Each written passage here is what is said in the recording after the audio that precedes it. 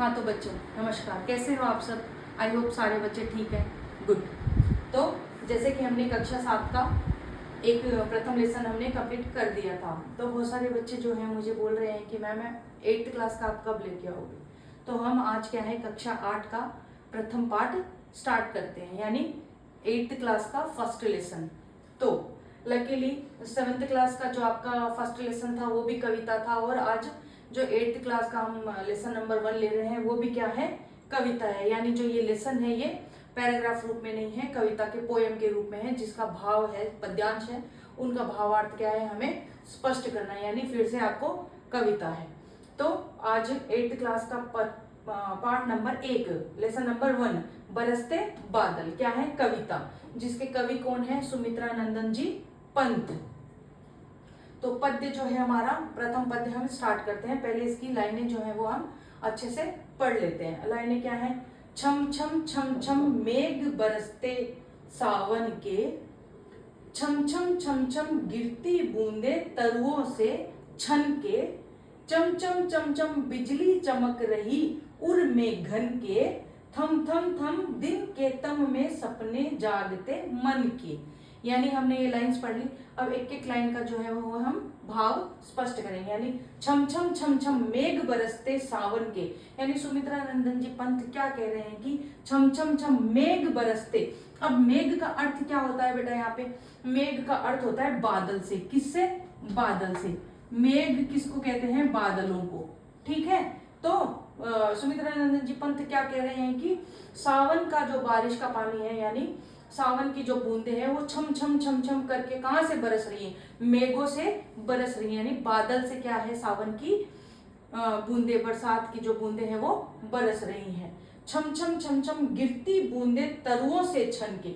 तरु का मतलब क्या होता है, तरु का मतलब होता है पेड़। यानी छम छम छम छम बारिश की जो बादलों से जो बूंदे गिर रही हैं वो छम छम करके, उनकी जो ध्वनि है, जो उनकी साउंड है वो छम छम करके कहाँ से गिर रही है, पहले वो बादलों से अपने पेड़ों पे गिरते हुए वो धरती पे गिर रही है। छम छम क्या है, नाच रही है वो, जैसे किसी धुन पे हम नाचते हैं ना, उसी प्रकार बादलों से जब वो पत्तों से पेड़ों के पत्तों से टकराते हुए उन पे पहले पेड़ों पे गिरती है, उनके पत्तों पे गिरती है, जब धरती पे गिरती है तो वो नाचती हुई हमें प्रतीत होती है, यानी दिखाई देती है ऐसे। और छम छम बिजली चमक रही उर में घन के। उर, उर क्या होता है, अब उर होता है हृदय। किसका हृदय, मेरा हृदय नहीं। घन, घन क्या, घन भी बादल, घन को भी क्या कहते हैं, बादल। यानी जैसे हमने पिछली कक्षा में पढ़ा था कि भिन्नार्थ, अभी 7th जो मैंने 7th क्लास में पढ़ाया था आपको भिन्नार्थ, उसमें यानी एक ही अर्थ वाले अलग अलग नामों के एक ही अर्थ वाले शब्द, यानी बादल। बादल को क्या कहते हैं, मेघ। मेघ और घन भी किसे कहते हैं, बादल को। यानी चमचम चमचम बिजली चमक रही उर में घन के, यानी घन यानी बादल के हृदय में जो है वो सावन के महीने में क्या है, चमचम चमचम करके क्या है, बिजली चमक रही है। थम थम थम दिन के तम में सपने जागते मन के, यानी थम थम के यानी धीरे धीरे रुक रुक के क्या है, दिन के तम में, तम यानी अंधेरा।